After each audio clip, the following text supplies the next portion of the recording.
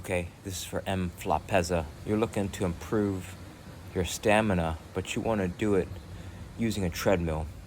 So, right, what's the goal here? The goal is to improve performance on the field. So, in my mind, it shouldn't matter what tool you kind of come about improving your stamina with, whether it's using a bicycle, whether it's using a rower, whether it's using a hill or a jump rope or an RMT rope or a treadmill. I think you gotta be aware of the different options you have and not just keep it limited to a treadmill because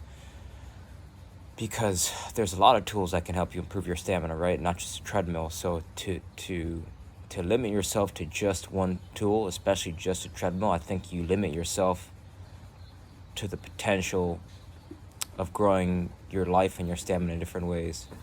So for that reason, I don't think treadmills are the best way that you can build your stamina. I think they're a tool and it could help improve stamina, but I don't think it's the most effortless and most efficient, effective way to improve stamina. That being said, if you haven't checked out Dr. Vranich's TED Talk, How to Breathe, I think learning how to breathe is more effective than spending time training to build your stamina if you haven't given yourself this foundation for breathing. So for that reason, I think the first thing you got to do, or the first thing that I would do if I was in your shoes and I want to improve my stamina, you got to learn how to breathe more effectively. So search How to Breathe by Dr. Vranich, Vranich, and the TED Talk is How to Breathe. And in a few minutes, you'll learn how to become a more effective breather effortlessly. And I think that's the first step to improving stamina. The next two ways I'm going to suggest are, one, learn how to make an RMT rope. And the reason why RMT rope is super effective is because it helps you. It not only helps improve stamina, but it's soccer-specific training in the sense that it's going to help you improve your movement on the field. It's going to help you improve your timing and your rhythm and your coordination. I noticed that my juggling improved, which improved my passing and my shooting, as well as even my breathing. So for those reasons, if you're a soccer player not using an RMT rope, I really think that, it's one thing. It costs $10. So it's cheap, it's portable, it's lightweight. You could bring it everywhere, which means that you could use it before, after practices, before, after games, picnics, barbecues, before school, after school, at work, right? It's just so versatile that I really think it's one of the most effective tools at not only improving your game, but your stamina as well. So that's one thing that I really think is going to change your life in terms of improving your stamina.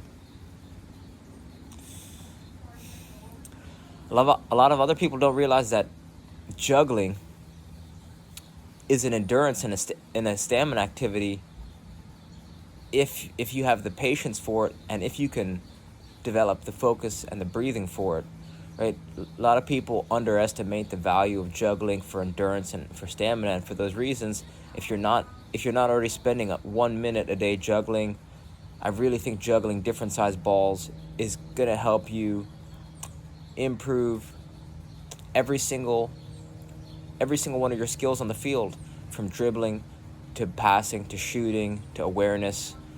I just think it's one of the most underappreciated activities that most soccer players aren't spending enough time with today. They say not all the best jugglers are the best players, but all the best players are always the best jugglers. I literally, 10 minutes ago, not even 10 minutes ago, I was at the park and I watched this kid. She was doing soccer training and he was on this basketball blacktop, and he didn't even spend 5 minutes juggling before he cut it short and was doing, trying to dribble through cones. So, I wasn't at the park very long, but the whole point is that he didn't even get into a rhythm. He spent he barely got 100 juggles, and he seemed like a decent player, but you want to get very relaxed while you're juggling. You want to make it effortless, and you want to lose yourself with the ball, right? Just get into a nice rhythm and rotate between right and left, right thigh, left thigh, left thigh, right thigh, and have fun with it. Because if you could get into a nice relaxed rhythm, then that's going to improve your ability, not only just your endurance and stamina on the field, but it's going to allow you to be more effective and make better decisions. The fourth thing I'll follow up with that is that if you have access to grass and you're not training barefoot in grass, I really think that training barefoot is underestimated, and not necessarily because of fascia training or I don't know, all these buzzwords people are using today, but just more in the sense that training barefoot allows your foot to go through full ranges of motion.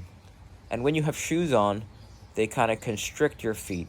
So just feeling the sand or the dirt or the grass underneath your feet, assuming that there's, assuming you're in a safe area, that there's no sharp glass or rocks or, anything, something you could cut yourself on.